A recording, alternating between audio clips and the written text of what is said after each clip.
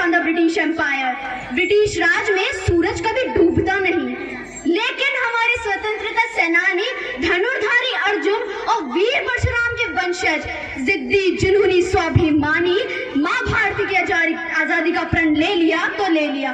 जो सूरज ढलता नहीं था उसे नोचकर फेंक दिया और लहरा दिया तिरंगा लाल किले पर। घर घर तिरंगा, हर घर तिरंगा, विजय विश्व तिरंगा, प्यारा झंडा ऊंचा रहे हमारा।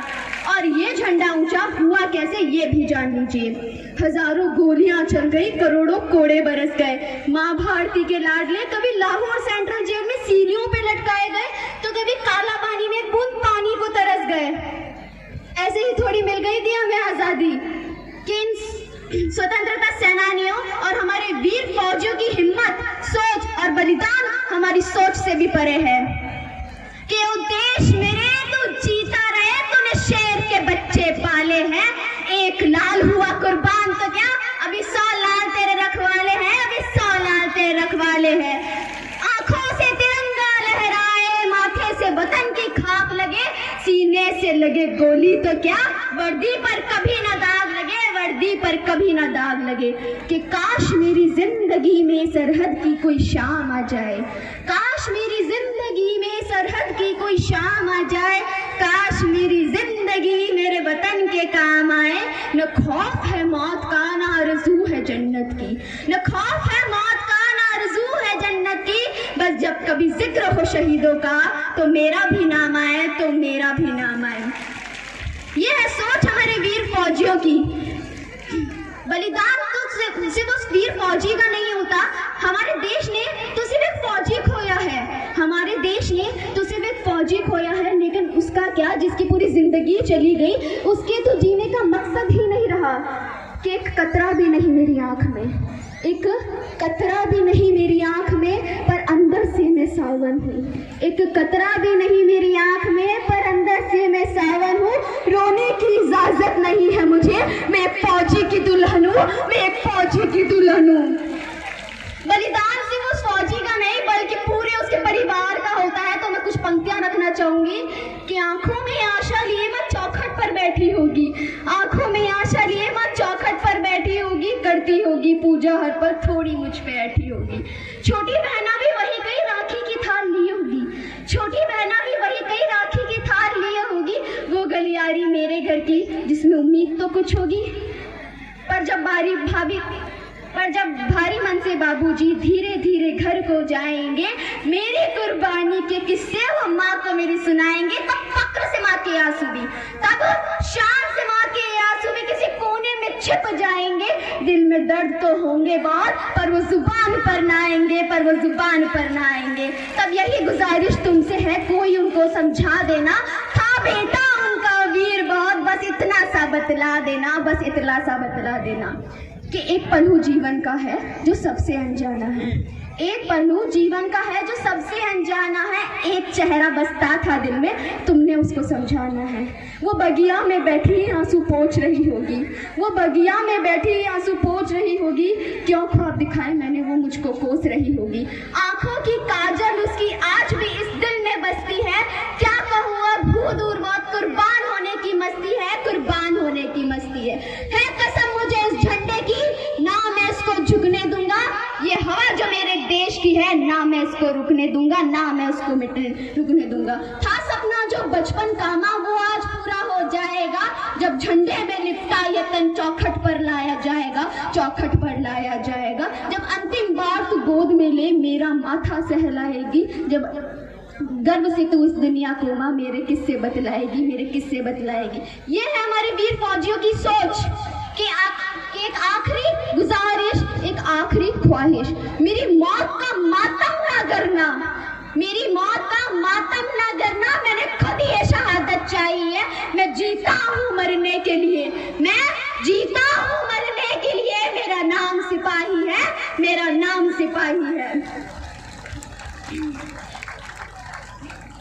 कि उद्देश्य मेरे तेरी शान पे सदके, कोई धन है क्या तेरी धूल से बढ़ के, तेरी धूप से रोशन, तेरी हवा पे जिंदा, तू बाग है मेरा मैं तेरा परिंदा।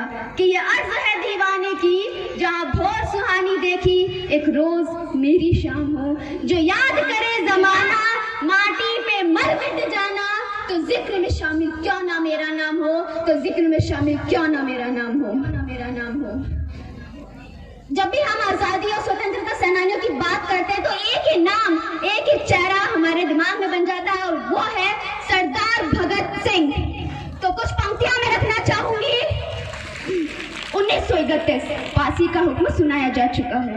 1931 फांसी का हुक्म सुनाया जा चुका है लाहौर सेंट्रल जेल। एक दिन दो अंग्रेज मिलने आए भगत से और कहने लगे कि भगत एक माफीनामा लिख दो, हम तुम्हें माफ कर देंगे, हम तुम्हारी फांसी रोक देंगे। भगत एक माफीनामे की तो बात है, झुक जाओ भगत झुक जाओ, हम भूल जाएंगे तुमने सैंडर्स को मारा, तुमने असेंबली हॉल में बम फेंका, हम सब भूल जाएंगे, झुक जाओ भगत झुक जाओ। लेकिन हमारे सरदार भगत सिंह उन्होंने कुछ नहीं कहा, वो बस मुस्कुरा रहे थे, पर बाजी उनकी मुस्कुराहट कह रही थी, पर बाजी उनकी मुस्कुराहट कह रही थी कि तेरी हैवानियत की है तो बस औकात कितनी है, बहा कर बेखून बेगुनाहों का इतराना आता है कि तू गुरु रे बेखबर, तुझे ये बात कौन समझाए, वो सर झुक ही नहीं सकता जिसे कट जाना आता है, जिसे कट जाना आता है। आखिर में मैं कुछ पंक्तियां हमारे भारत देश के बारे में रखना चाहूंगी कि जीरो दिया मेरे भारत ने तब दुनिया को गिनती आई, जीरो दिया मेरे भारत ने तब दुनिया को गिनती आई, तारों की भाषा भारत ने दुनिया को पहले सिखलाई। देता ना दशमलव भारत, देता ना दशमलव भारत, तो चांद पर जाना मुश्किल था, धरती और चांद की दूरी का अंदाजा लगाना भी मुश्किल था। सभ्यता जहाँ जन्मी है पहले जन्मी है जहाँ पर पहले कला, मेरा भारत वो भारत है जो जिसके पीछे पूरा संसार चला, जिसके पीछे पूरा संसार चला। कि मैं उस भारत से आता हूँ जिसके होठों पे गंगा और हाथों में तिरंगा है, मैं उस भारत से आता हूँ जिसके होठों पे गंगा और हाथों में तिरंगा है, मैं उस भारत से आता हूँ जो वीरों की वसुंधरा है, मैं उस भारत से आता हूँ जो कभी सत्यम शिवम सुंदरम, कभी वंदे मातरम और कभी पंजाब सिंध गुजरात मराठा द्राविड़ उत्कल बंगा है। मेरा भारत कर्मण्यवादी रद्य गाता है, तीनों लोगों का स्वामी होके माखन चुराता है और महाअवतार होकर भी माँ के हाथों मार खाता है। मेरा भारत वसुधैव कुटुंबकम के सिद्धांतों पे जिया, मेरा भारत वो नीलकंठ है जिसने खुद विष पी के दुनिया को अमृत दान दिया, दुनिया को अमृत दान दिया। मेरे भारत ने दुनिया को हितोपदेश दिया, कर्मयोग सिखाया, लेकिन कभी अपना पराया नहीं सीख पाया। मैं गौतम के भारत से आता हूँ जहाँ एक बेटा मैं गौतम के भारत से आता हूँ जहाँ एक बेटा सन्यासी हो जाता है।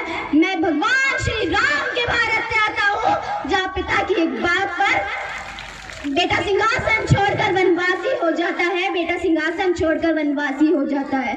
मैं उस भारत से आता हूँ जो स्त्री को उसके स्वाभिमान से पहचानता है, मैं उस भारत से आता हूँ जो न कभी डरा न कभी झुका न कभी थका है। मैं उस भारत से आता हूँ जो शांति का पहला शंखनाद और मानवता का अंतिम आसरा है। आज अपना परिचय इसलिए दिया क्योंकि प्रणाम करके परिचय देना हम भारतवासियों की परंपरा है, हम भारतवासियों की परंपरा है। आखिर में दो पंक्तियों से मैं अपनी वाणी को विराम देना चाहूंगी कि ये देश है अलबेलों का, मतवाले यहाँ रहते हैं, ये देश है अलबेलों का, मतवाले यहाँ रहते हैं, मिट जाए तिरंगे पर जो वो उजियाले